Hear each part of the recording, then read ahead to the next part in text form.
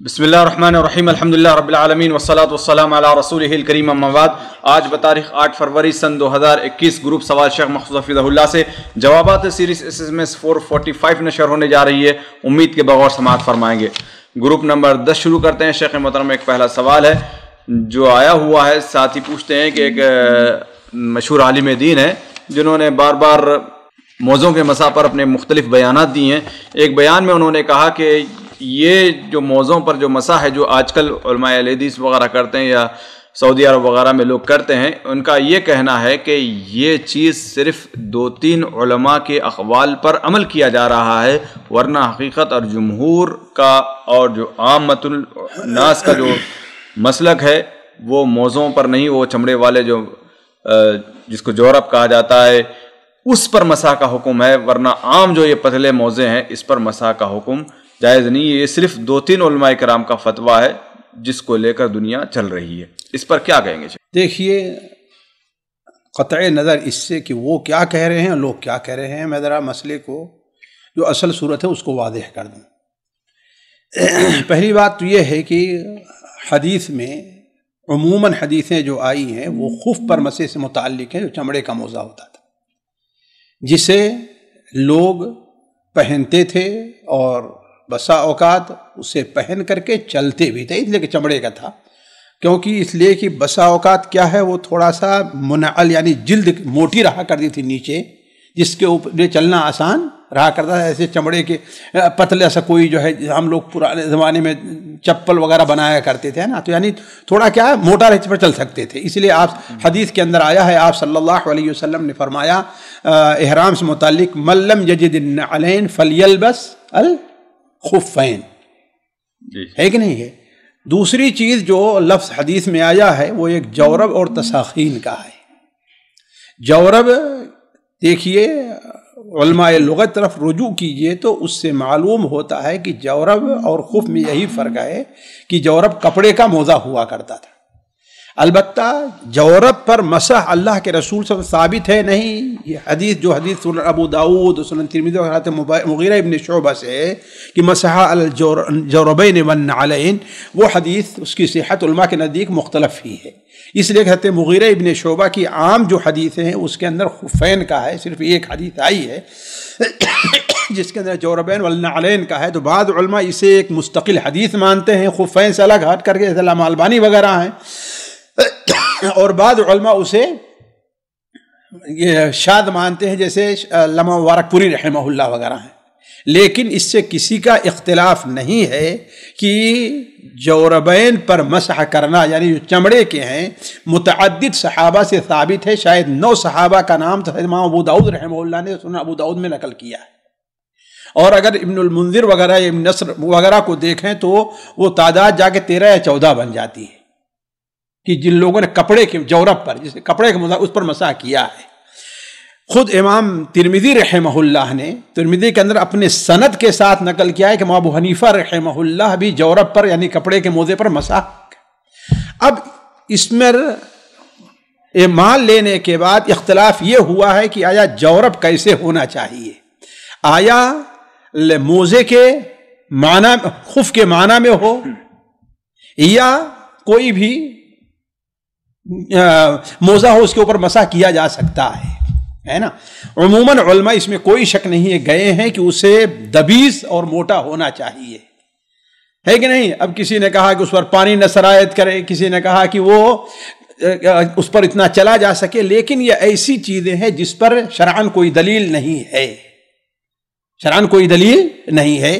اسی لیے امام نووی رحمہ اللہ کہتے ہیں کہ حکا اصحابنا، ہمارے اصحاب، یعنی میں یہ بات کہہ رہا ہوں کہ کہنا کہ صرف 2-3 قائل ہیں، یہ بات صحیح نہیں ہے نا، ان کے رائے کے احترام کے ساتھ ساتھ کہ حکا اصحابنا، ہمارے اصحاب نے فلاں وَإِن كَانَ رَقِيقَيْن، یہی الفاظ امام نووی رحمہ اللہ کے شاید المجموع کے اندر ہے نا، وَإِن كَانَ رَقِيقَيْن، اگرچہ وہ باریک ہی کیوں نہ ہوں، تو اس کا مطلب یہ ہے کہ باریک موزے پر مسح کرنا یہ کوئی نیا مسئلہ نہیں جو علامہ البانی یا شیخ ابن عثیمین ان طرف اس کو پھیرا جا رہا ہے. علامہ البانی سے متعلق وہ شام کے جو عالم بڑے ہیں جمال الدین قاسمی رحمہ اللہ، جن کی تفسیر وغیرہ میں کتابیں تفسیر وغیرہ ہیں، انہوں نے بھی ایک مستقل رسالہ لکھا ہے اور ثابت کرنا چاہا ہے انہوں نے کہ ہاں جو بھی موزہ ہے اس کے اوپر مسح کیا جا سکتا ہے. یہ تو ہے المسئلہ. اب ہم یہاں پر آ رہے ہیں کہ دیکھیے جن علماء نے جائز قرار دیا ہے ان کی دلیل کیا ہے اور اس کی ایک اہمیت ہے. ہم مانے مطمئن ہو نہ مانے مطمئن ہو الگ مسئلہ ہے، لیکن یہ ہے کہ اسے اس طریقے سے ٹھکرا دینا کہ ان کے پیچھے نماز ہی جائز نہیں ہے کہ نہیں ہے، یہ تو بہت بڑی دلیری کی بات ہے ان کی ایک. اس لیے کہا کہ فقہا عموماً علت کو دیکھتے ہیں. فقہا کیا کہتے ہیں؟ علت کو دیکھتے ہیں. کہا کہ جو مقصد خف پہننے کا ہے وہی مقصد موزہ پہننے کا ہے. پیر میں وہ بھی اور پیر میں وہ بھی. عموماً خف اور موزے دونوں ہیں جو ٹخنے سے اوپر پہنے جاتے ہیں. جب ہر طریقے سے مماثلت ہے تو اس پر فرق کی کیا دلیل ہے؟ یہ ہونا چاہیے. اب فرق کی کوئی دلیل نہیں ہے. اب موزہ انسان اس لیے، اور یہ ہے کہ اصل مقصد کیا ہے کہ حرج سے بچنے کے لیے. تو جو حرج خف نکالنے میں ہے وہی حرج کیا ہے؟ موزہ نکالنے میں ہے. یعنی جیسے انسان کو پریشانی بچنا اور سردی اور گرمی اس سے بچتے رہنا. تو ان چیزوں کو جنہوں نے عموم پر اسے محمول کیا وہ کہتے ہیں کہ جائز ہے، اور جو کہتے ہیں کہ عموم پر محمول نہیں ہے وہ کیا کہتے ہیں؟ وہ اس پر ناجائز کہتے ہیں. یہ اہل علم کا اصل اختلاف ہے.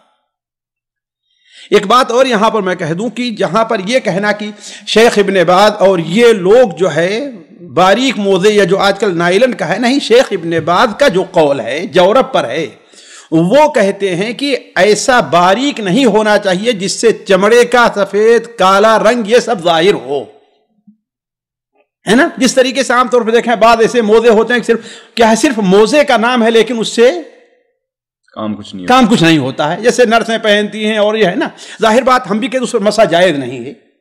لیکن عموماً جو موزے ہوتے ہیں آج کل ہم اور آپ لوگ کپڑے کے ہیں سردی میں پہنتے ہیں، ہے کہ نہیں ہے، ضرورت پڑے تو اس پر جو ہے بعض نائلن کے اتنے اچھے ہوتے ہیں کہ آپ اس کے اوپر چل بھی سکتے ہیں، ہے نا. اور وہ بہت کہیں ہو تو ہلکا سے کہیں ایک کنارے اس کی انگلی وغیرہ اس کی ایک جھلک لگتی ہے، ورنہ پورے کیا ہے وہ چھپے رکھتے ہیں. تو ایسے موزے کے اوپر مسح کے ناجائز ہونے کے شیخ ابن باز وغیرہ بھی قائل نہیں اس کے ناجائز ہونے کے. جو جس کے ناجائز ہونے کے قائل ہیں وہ کیا ہے کہ جو بالکل، بلکہ شیخ آپ نے بات فتوے بالکل واضح کیا ہے. شیخ ابن باز نے، اگر وقت ہو تو میں نکال کے دکھا دوں، واضح کیا ہے کہ یہ اتنا باریک نہیں ہونا چاہیے کہ جس سے چمڑے کا رنگ، ہمارے خیال سے احمر اور اسود وغیرہ کے ذکر کیا ہے، یعنی چمڑا کیا ہے، کالا ہے کہ گورا ہے. ظاہر بات ہم بھی کہتے ہیں یہ جائز نہیں ہوگا. تو علی کل حال پھر بھی ہم یہ کہتے ہیں یہ مسئلہ علماء کے نزدیک مختلف ہی ہے. اور آپ یہ جانتے ہیں کہ جہاں پر مختلف فی مسئلہ ہو، مثال کے طور پر احناف کے نزدیک اگر کوئی شخص عورت کو چھو لے تو اس کا وضو نہیں ٹوٹے گا، جو قوی مسئلہ راجح ہے. اور شافعیہ کے نزدیک اگر کوئی آدمی چھو لے تو اس کا وضو ٹوٹ جائے گا. تو آپ کیا کہیں گے کہ احناف شافعیہ کے پیچھے نماز پڑھنی جائز نہیں ہے؟ ایک طرف آپ یہ کہتے ہیں کہ ہاں بھائی حق بھی ہے، سب وہ بھی حق پر ہیں اور ہم بھی، اور ان کے پیچھے نماز کو بھی آپ ناجائز کہتے ہیں. تو اہل علم کا جو اللہ کے لیے اجتہاد کرتے ہیں، کوشش کرتے ہیں اور اسی بنیاد پر وہ کوئی مسئلہ بیان کرتے ہیں، ان کا اپنا اجتہاد اگر اس کے اوپر ہے تو اس کی نماز صحیح ہے کہ نہیں صحیح ہے. جب اس کی نماز صحیح ہے تو اس کے پیچھے بھی نماز صحیح ہوگی. واللہ اعلم. امام ابن تیمیہ کا بھی نام انہوں نے لیا. ہاں، تو امام ابن تیمیہ تو کہتے ہیں، حتیٰ کہ کہتے ہیں اگر موزہ پھٹا ہوا ہے پھر بھی کہا کہ کیا دلیل ہے اس کی. امام ابن تیمیہ کی اپنی، انہوں نے تو اس کو خلاف میں شمار کیا کہ امام ابن تیمیہ بھی اس کے قائل نہیں ہیں. جو ساکس ہیں، جو کپڑے کے جو موزے ہیں، نہیں، بالکل جورب پر امام ابن تیمیہ مسح کے قائل ہیں. صرف وہی جو شبہ ہو رہا ہے صفیقین موٹے ہو، یعنی موٹے کے کیا معنی ہے؟ موٹے کے معنی جورب کے معنی میں ہو، خف کے معنی میں ہو کہ جس طریقے سے خف کے اوپر انسان چل سکتا ہے اس پر چلتا ہے، ایسے موزے پر، کپڑے کے موزے پر پہن کر کے پیدل چلنا یہ کہیں بھی نہ کسی عرف میں ہے نہ کسی اور چیز پایا جا رہا. یہ تو تجربے کے طور پر تجربہ کر لے، ہاں بھائی اتنی دور چل سکتے ہیں، اس پر نہیں چل سکتے ہیں.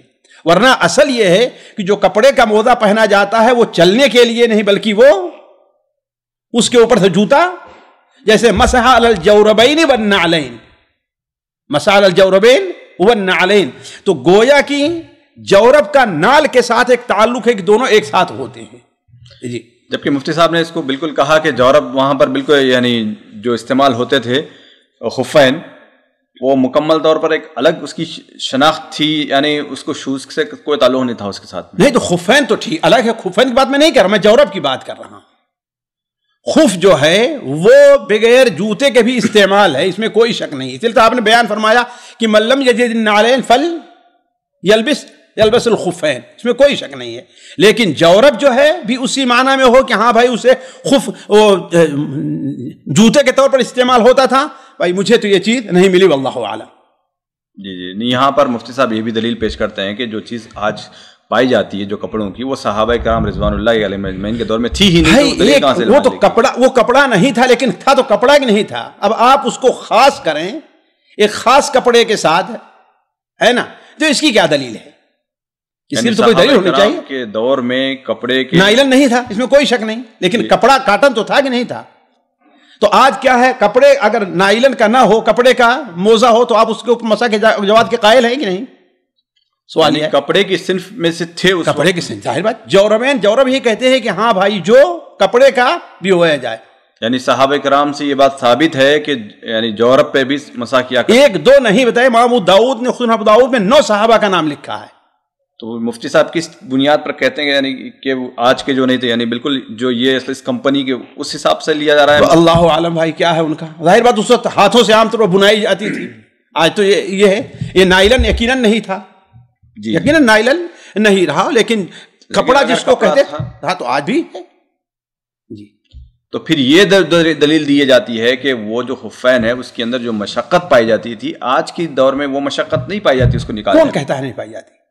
آج تو یہ ساکس ایسے 1 منٹ میں نکالتے ہیں اور پہن لے سکتے ہیں۔ بھائی کپڑے کا موزہ جو ہے آج دیکھیے کس قدر بعض جو سخت ہوتے ہیں، کتنی پریشانی ہوتی ہے، نکالنا دھونا ہے پریشانی کہ نہیں پریشانی ہے؟ وہ تو آپ ہر چیز میں لیں گے، ہر چیز میں۔ آج کل جو ہے سفر میں اتنی پریشانی ہے تو کیا مطلب، آپ کہیں گے آج کا سفر وہ کثر نہیں ہے؟ یہ عبارت نہیں، عبرت یہ ہے کہ اصل چیز یہ ہے کہ جو علت تھی کہ مشقت کا پایا جانا، مشقت شدیدہ ہے، خفیفہ ہے، اب اس کی تحدید کریں آپ۔ یہ الگ مسئلہ ہے کہ جو کوئی آدمی جس چیز کا عادی ہو جاتا ہے اسے مشقت نہیں لگتی ہے۔ آپ عادی ہو جائیں روزانہ اپنا موزہ نکالنے، مشقت نہیں، لیکن جو نہیں نکالتا ہے اس کے لیے مشقت ہے۔ جی جی یعنی یہ بھی دلیل بالکل صحیح نہیں ہے کہ اس وقت یعنی خفین پر مشقت ہوا کرتی تھی اور آج نہیں ہے، یہ بھی کوئی دلیل نہیں ہے، کوئی دلیل نہیں ہے یہ کوئی دلیل نہیں کہ ہاں بھائی وہ مشقت جس طریقے سے خفین میں تھی۔ اب ظاہر بات کسی میں آپ جوتے پہنتے ہیں، الگ الگ جوتے کے اندر بعض جوتے ہیں وہ کھڑے ہو کے پہن لیتے ہیں، بعض جوتے ہیں ان میں اولنگ لگانی پڑتی ہے، تو اصل چیز کیا ہے کہ ہاں بھائی اس کو نکالنا اتارنا پڑتا ہے۔ یہ تو یہاں پر نالین کا جو حکم آیا یہ بھی اس پر بھی ہو سکتا ہے مسح؟ بھائی اس کے لیے کچھ شروط ہیں، میں اس پر مطمئن ہوں کہ اگر وہ بوٹ ہے، جسے ہوتا نہیں بوٹ پورے ٹخنے سے، جی جی ہاں، تو انشاءاللہ اس کے اوپر مسح ہے جی۔ جی اگلا سوال ہے، ساتھی پوچھتے ہیں کہ شیخ محترم، جب نبی کریم صلی اللہ علیہ وسلم کی خواہش تھی کہ قبلہ یروشلم سے کعبہ کی طرف ہو جائے تو آپ صلی اللہ علیہ وسلم آسمان کی طرف اپنی نگاہ مبارک بار بار اٹھایا کرتے تھے، تو میرا سوال یہ ہے کہ میں جب پریشان ہوتا ہوں یا اللہ تعالیٰ کو مخاطب کرتا ہوں تو دعاؤں میں تو میں آسمان کی جانب نگاہ اٹھاتا ہوں، اللہ سے محبت کے طور پر، تو یہ میرا عمل کیسا ہے؟ بھائی دیکھیے یہاں پر ایک بات تو یہ ہے کہ اگر انسان نماز میں ہے، نماز پڑھ رہا ہے اور نماز میں وہ دعا کر رہا ہے یا دعا نہیں کر رہا ہے، تو اس کے لیے نگاہوں کا آسمان کی طرف اٹھانا جائز نہیں ہے۔ جیسے کہ انس مالک رضی اللہ عنہ کی روایت ہے کہ اللہ کے رسول صلی اللہ علیہ وسلم سختی سے منع کرتے تھے، یہاں تک کہ آپ نے فرمایا کہ لَيَنْتَهُنَّ، وہ لوگ روح جائیں ورنہ اللہ تعالیٰ ان کی نظر کو اچک لے گا۔ تو اس کا مطلب ہے کہ یہ چیز جائز نہیں ہے، خواہ دعا کی حالت میں ہے یا ویسے نماز کی حالت میں ہے۔ ہاں اگر نماز کے باہر انسان دعا کر رہا ہے تو اس سلسلے میں اہل علم کا اختلاف ہے، لیکن یہ ہے کہ جواز کی صورت ہے۔ اللہ کے رسول صلی اللہ علیہ وسلم سے بعض حدیثیں اس سلسلے میں آئی ہیں کہ صحیح مسلم میں بھی ایک روایت شاید مقداد کی ہے کہ اللہ کے رسول صلی اللہ علیہ وسلم یعنی پہلی بار وہ لوگ مدینے میں آئے تو آپ صلی اللہ علیہ وسلم ان کی ضیافت کا انتظام کیا اور جو ہے ان کے لیے دودھ وغیرہ جو رکھا، جو تھوڑا سا بچ گیا اس کو آپ نے رکھ دیا تھا کہ آپ صلی اللہ علیہ وسلم نماز سے فارغ ہو جائیں تو پئیں گے۔ حضرت مقداد کو کیا ہے وہ بھوک لگی، کیا لگا، اس کو پی گئے اور یہ سمجھے نہیں کہ اللہ کے رسول صلی اللہ علیہ وسلم بھی ان کو رات میں ضرورت پڑے گی۔ تو آپ صلی اللہ علیہ وسلم جب نماز سے فارغ ہوئے، آئے، اٹھا کر دیکھے تو اس میں کچھ ہے ہی نہیں۔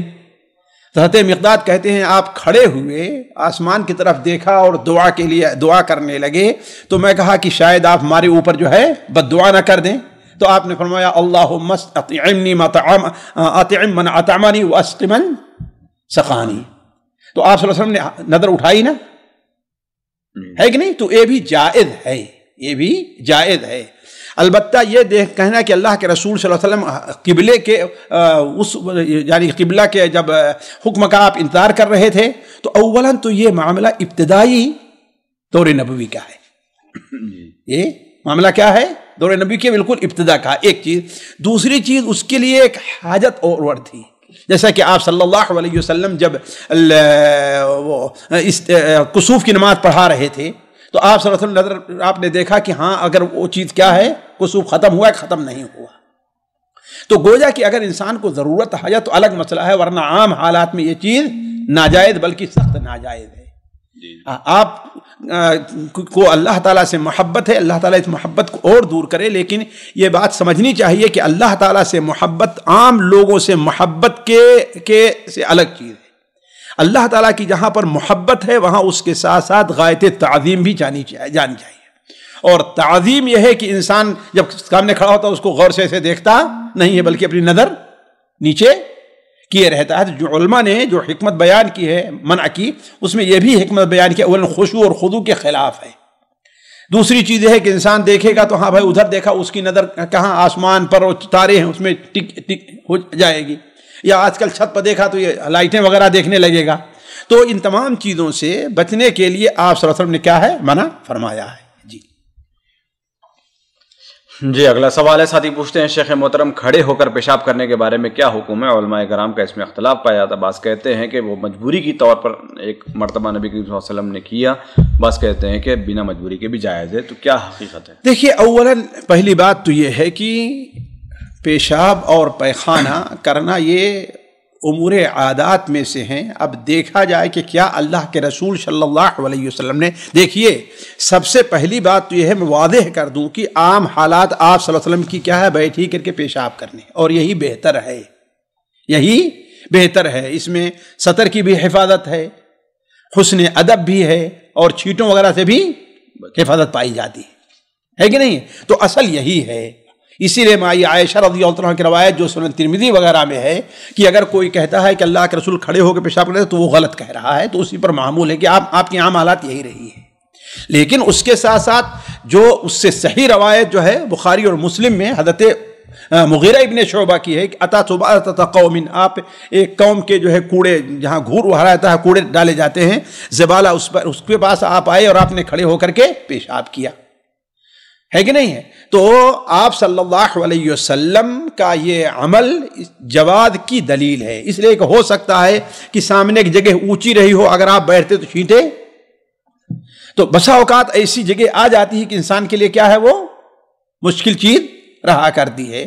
تو جب کوئی منع کی دلیل نہیں ہے، صرف آپ کا عمل رہا ہے اکثریت کا، ایک بار آپ سے یہ ثابت بھی ہے، اور حضرت عمر رضی اللہ تعالی عنہ سے حافظ بن حجر نے فتح الباری میں نقل کیا ہے کہ موقوفاً ان سے صحیح سند سے ثابت بھی ہے کہ انہوں نے کھڑے ہو کر پیشاب کیا، بلکہ بعض روایات میں ہے کہ حافظ نے نقل کیا ہے کہ حضرت عمر نے فرمایا کہ احسنوا للدبر، یعنی دبر کے لیے، اس لیے کہ بیٹھ کرے گا تو ہوا زور سے خارج ہوگی، ہے کہ نہیں ہے، اور اگر کھڑے ہو کر کے تو اس کا امکان کم ہے۔ تو علی کل حال یہ جائز ہے۔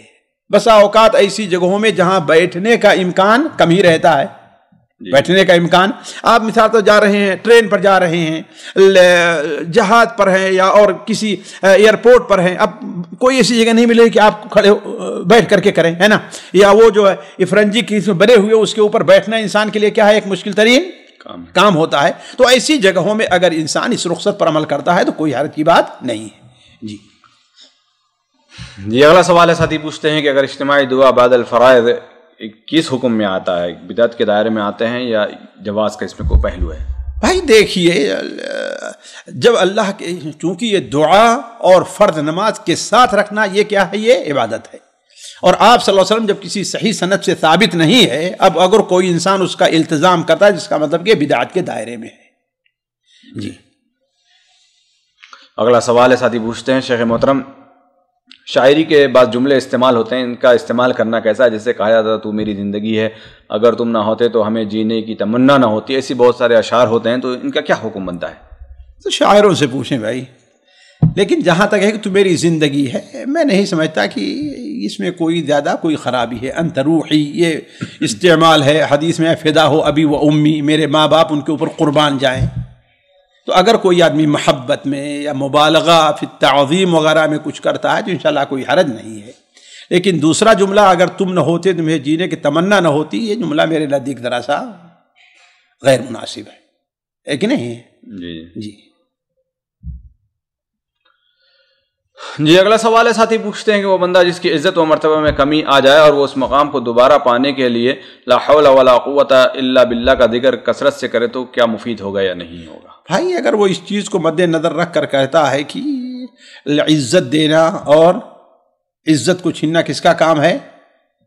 اللہ تعالیٰ کا. لا حول ولا قوت، کسی مقام تک پہنچنا کیا ہے؟ اللہ تبارک و تعالیٰ. تو انشاءاللہ کوئی حرج نہیں ہے، لیکن ہے کہ اسے سنت اور ورد نہ بنائے. جی اگلا سوال ہے، ساتھی پوچھتے ہیں شیخ محترم، ایک ویڈیو گھوم رہا ہے جس میں کہا جاتا ہے کہ سورۃ الملک یعنی سونے سے پہلے پڑھنے والی جو روایت ہے وہ ضعیف ہے، اس کا کیا ہو؟ بھائی دیکھیے، یہاں پر دو باتیں ہیں ساتھیوں. اولاً تو جو بعض اہل علم سب کی نہیں کہتا، انہوں نے اس حدیث کو ضعیف کہا ہے. وہ خود بھی کہتے ہیں کہ ہاں اس کے اوپر کوئی عمل کرتا ہے تو کوئی حرج نہیں ہے. بعض لوگوں کو ہم نے سنا، اب وہ شاید طریفی ہیں یا کوئی ہیں. ایک چیز. دوسری چیز، معتبر علماء جیسے علامہ البانی ہیں اور ان لوگ شاید حافظ ابن حجر بھی ہیں، اس حدیث کو قوی قرار دیتے ہیں. خاص طور پر جابر بن عبداللہ کی روایت کانا لا ینام حتی یقرأ الف لام میم السجدہ والملک. جی اگلا سوال ہے، ساتھی پوچھتے ہیں شیخ محترم، جھوٹ میں مذاق منع کیا گیا لیکن کچھ لطیفے ہیں جس کے اندر یعنی کچھ نہ جھوٹ ہوتا ہے، نہ یعنی شرک اور کفر وغیرہ ایسی کوئی چیز نہیں ہوتی ہے، جیسے شیخ چلی کے لطیفے وغیرہ، اس کا کیا حکم بنتا ہے؟ سنن ابو داؤد وغیرہ میں ہے کہ آپ صلی اللہ علیہ وسلم نے ارشاد فرمایا ویل لمن یحدث فیکذب لیضحک بہ الناس، کما قال علیہ الصلوۃ والسلام. جو شخص بات کرے اور بات میں جھوٹ بولے ایسا تاکہ لوگوں کو ہنسائے تو ویل لہ ثم ویل لہ، اس کے ویل اور تباہی ہے، ویل اور تباہی ہے کہ نہیں؟ اگر دل لگی وغیرہ کرنی ہے تو اس میں کیا ہے، بات حقائق تک رہنی چاہیے، ہے کہ نہیں ہے؟ اس لیے کہ آپ دیکھیے لطیفے وغیرہ کوئی ایک نہیں ہے. بعض لوگ ہیں ان کے پاس باقاعدہ پورا انسائیکلوپیڈیا رہتا ہے، وہ بیٹھ جاتے ہیں تو ہے کہ نہیں ہے. خیر بات یہ چیز جو ہے بالکل بسا اوقات اس میں بعض چیزیں جو ہے ایسی رہتی ہیں جس میں لوگوں کا مذاق اڑایا جا رہا ہے، کسی قوم کا مذاق اڑایا جاتا ہے. کوئی یہ آپ دیکھیں یہ عام چیز ہوا کرتی ہے، تو یہ چیز جو ہے جائز نہیں ہے. جی بعض وقت جملوں کا استعمال جو ہے نا مذاق بن جاتا ہے، تو اس کا کیا ہوگا شیخ؟ یعنی کیسے؟ کسی کی تعبیر کرتے ہوئے یا کچھ کہتے ہوئے آدمی ایسا جملہ کہہ دیتا ہے کہ اس سے ہنسی نکل جاتی ہے، تو کوئی حرجہ نہیں. لیکن یہ ہے کہ اس کو اس کی توہین کا ذریعہ، اس کا مذاق اڑانے کا ذریعہ نہ بنا لے کہ اس سے اس کا مذاق اڑایا جا رہا ہے. اس لیے کہ تمسخر، مذاق اڑانا، لا یسخر قوم من قوم، یہ جائز نہیں ہے. مثال کے طور پر ایسے دیکھا جاتا ہے کہ کبھی کوئی ہے کامیڈی کرنے والا، بس کی لے مذاق اٹھانا، بس کا جو ہے نا اپنی اس کو زبان دے دیتا ہے کہ بس اگر فل ہو جاتی ہے تو کیسے اس کی حالت ہو جاتی ہے، تو وہ کیا کہے گی. ظاہر بات جھوٹ ہی تو ہے نا ہنسانے کے لیے لوگوں کو، جھوٹ ہی تو ہے نا، جھوٹ بول کر لوگوں کو ہنسایا جا رہا ہے. اور ہنسایا جانا، زیادہ ہنسنا، یہ تو کوئی شرعاً یہ بھی ناپسندیدہ چیز ہے نا. اور ظاہر اس کی حد نہیں رہتی ہے پھر. جی فَلْيَضْحَكُوا قَلِيلًا وَلْيَبْكُوا كَثِيرًا، کثرت الضحك تمیت القلوب.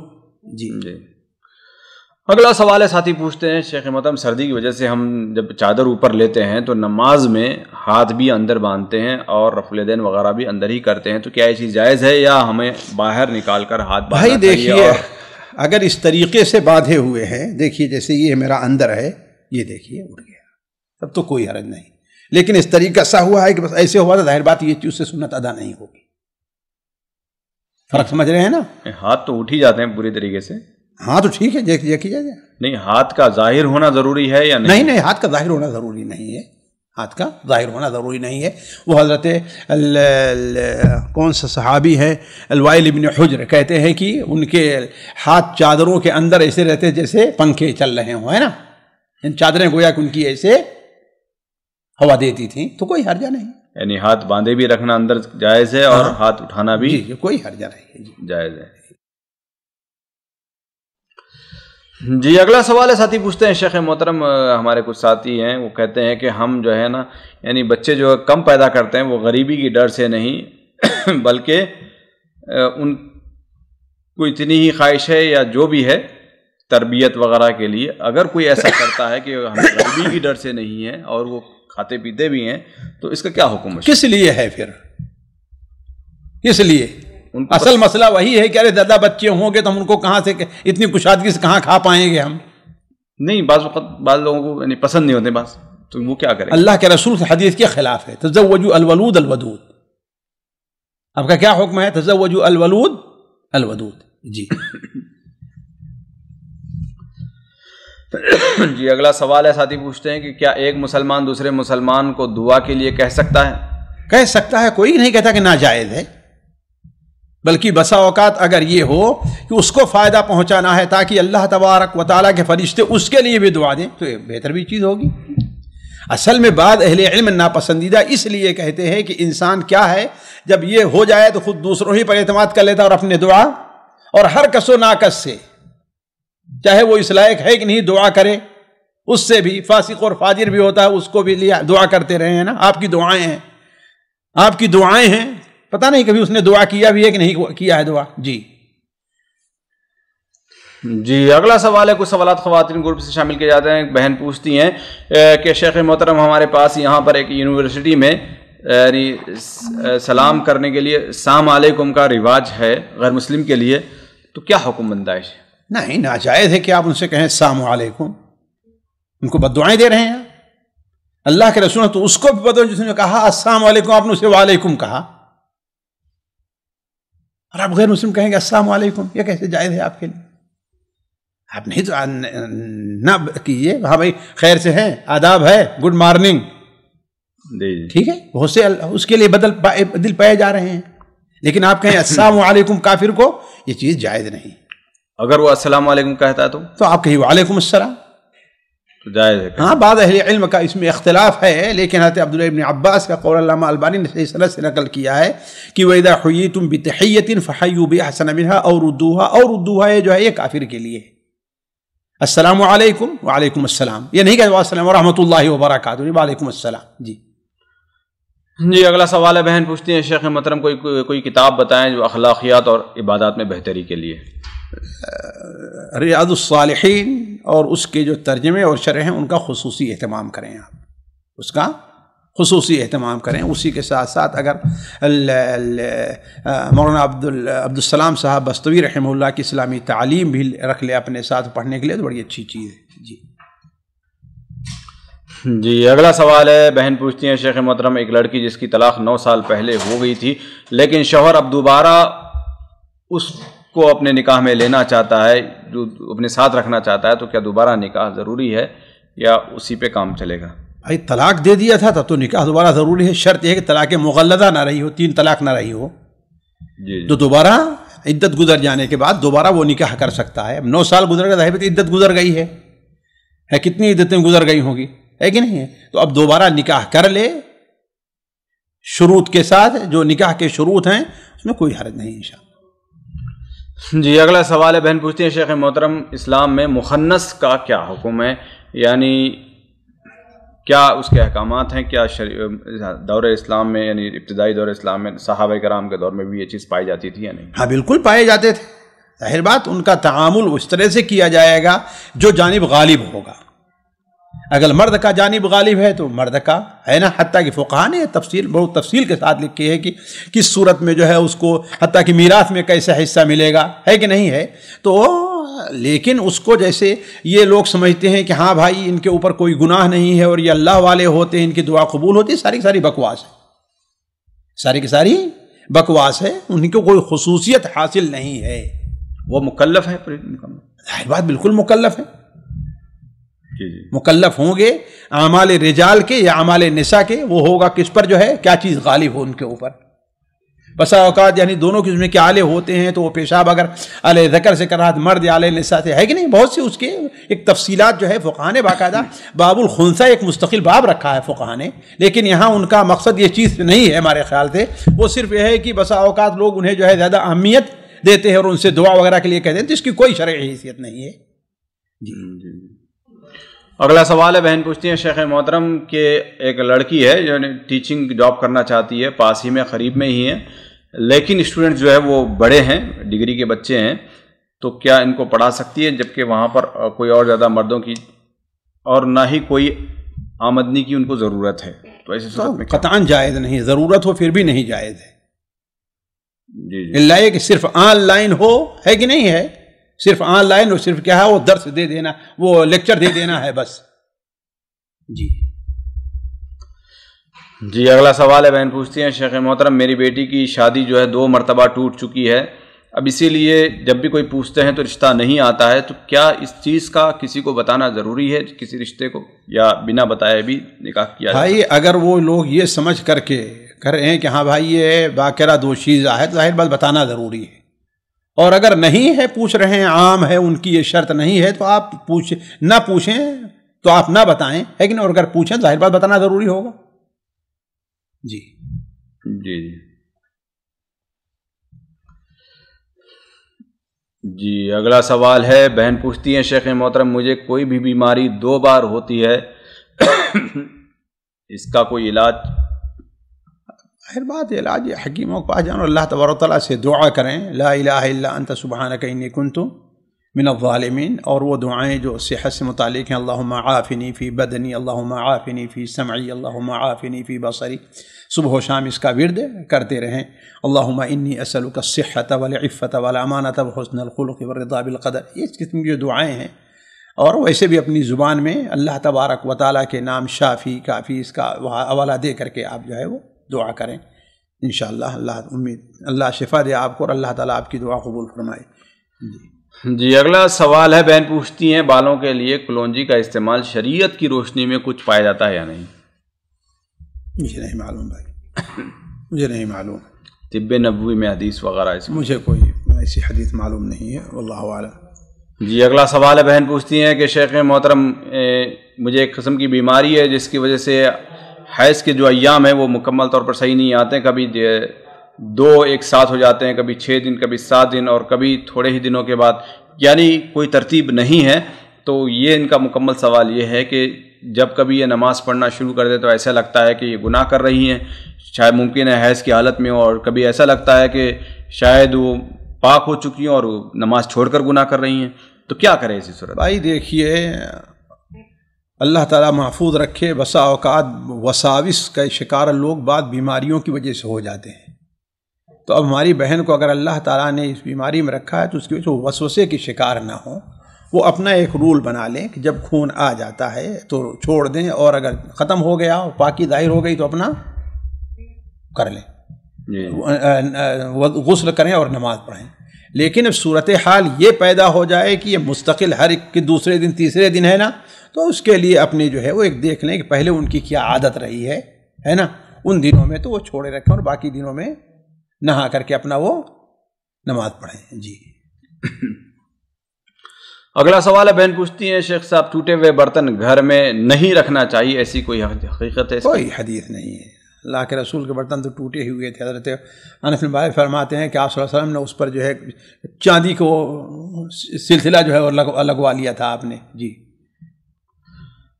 جی اگلا سوال ہے، بہن پوچھتی ہیں شیخ محترم میں روزانہ قرآن مجید کی تلاوت کرتی ہوں اور اس کے بعد پانی پر دم کرتی ہوں اور وہ پانی محفوظ رکھتی ہوں، اور جب کبھی بیمار ہو جاتی ہوں تو اس پانی کا استعمال کرتی ہوں یا دوسروں کو کراتی ہوں، تو اس کا کیا حکم ہے؟ کوئی حرج نہیں، اللہ تعالیٰ شفا دے آپ کی اس عمل میں، اللہ تعالیٰ برکت عطا فرمائے، کوئی حرج نہیں اس میں۔